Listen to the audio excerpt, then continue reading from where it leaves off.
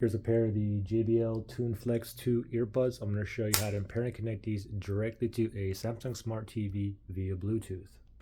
So the first thing we want to do is just put these in pairing mode, okay? So let me go ahead and open this lid up. Now you'll know if it's in pairing mode if both of these are blinking blue, blue, blue, blue, just like that. Or if you put it in your ear, it'll say pairing, okay? Now if yours is not in pairing mode, you may be connected to a different device or whatnot, but you can always force it into pairing mode simply by just putting these in your ear, and one side just tap and then tap and hold and just keep holding until it says pairing. Okay, just do it on one of the earbuds, the right or the left one, it doesn't matter. Anyway, we are in pairing mode here. So let me shoot to my Samsung TV here. Let me go to the settings here. You can click on the settings button on your remote. If not, go to the home page and just navigate to wherever settings is. Mine's right there. All settings right there is what I want. From here, I'm going to go down one to sound right there. I'm going to select that.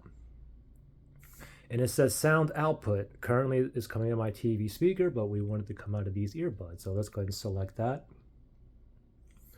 Let's go down to Bluetooth speaker list.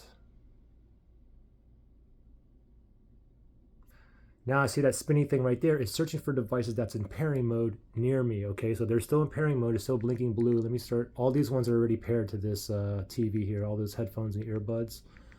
Let me. Oh, there. Oh wait, that's not it. That's the Tune Buds 2.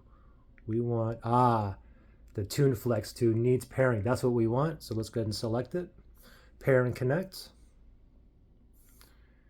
Give it 1 second to connect. Oh, there you go. It just said connected on the earbuds, and we are connected and ready to go. Now, if you had any kind of issues, can't put this in pairing mode or connection issues, you can always factory reset these. If you need to do that, look below in the description area for that link.